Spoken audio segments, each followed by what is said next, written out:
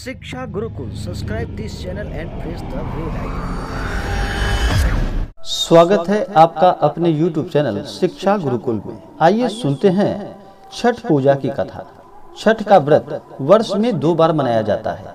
एक बार चैती छठ के रूप में चैत्र महीने में और दूसरी बार कार्तिकी छठ कार्तिक के महीने में।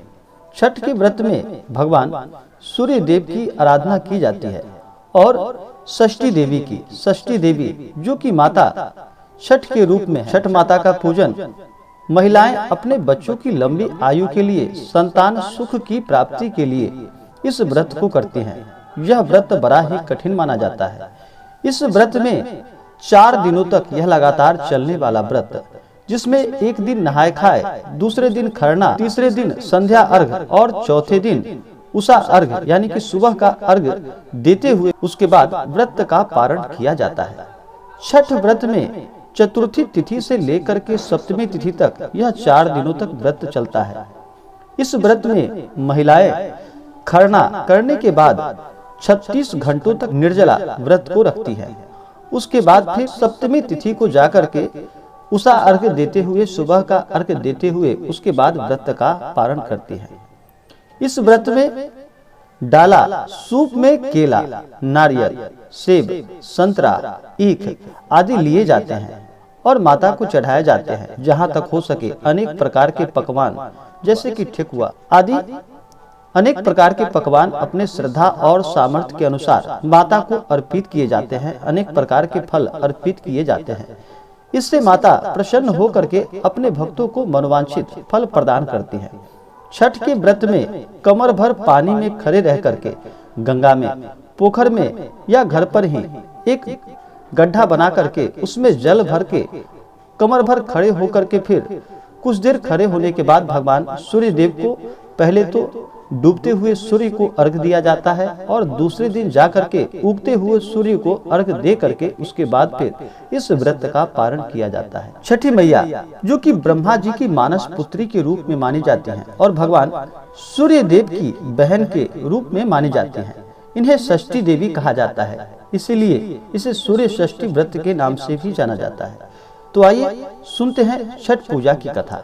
एक कथा के अनुसार प्रियव्रत नाम का एक राजा था। उसकी पत्नी का नाम मालिनी था।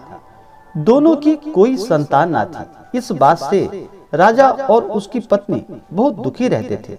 उन्होंने एक दिन संतान प्राप्ति की इच्छा से महर्षि कश्यप द्वारा पुत्रेष्टि यज्ञ करवाया। इस यज्ञ के फलस्वरूप रानी गर्भवती हो गई। 9 महीने पश्चात संतान सुख को प्राप्त करने का समय आया तो रानी को मरा हुआ पुत्र प्राप्त हुआ।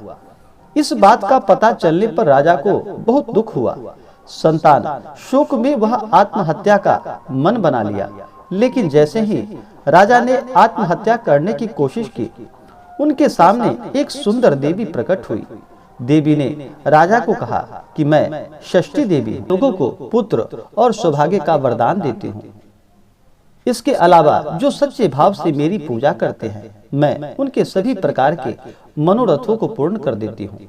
यदि तुम मेरी पूजा करोगे तो मैं तुम्हें पुत्र रत्न प्रदान करूंगी। देवी की बातों से प्रभावित होकर राजा ने उनकी आज्ञा का पालन किया। राजा और उसकी पत्नी ने कार्तिक शुक्ल की षष्ठी तिथि के दिन देवी षष्ठी की पूरे विधि विधान से पूजा की। इस पूजा के फल स्वरूप उन्हें एक सुंदर पुत्र की प्राप्ति हुई। तभी से छठ का पावन पर्व मनाया जाने लगा।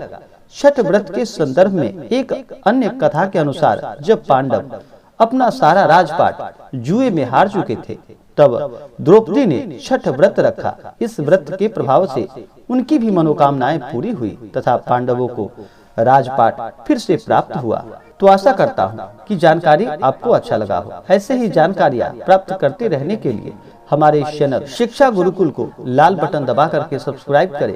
साथ में बेल आइकन घंटी को दबाना न भूलें ताकि मेरे वीडियो का नोटिफिकेशन आपको समय समय से मिलता रहे। वीडियो को लाइक और शेयर करें। मिलते हैं फिर अगले वीडियो में। तब तक के लिए धन्यवाद। छठी माता की कृपा आप सभी भक्तों के ऊपर सदा बनी रहे।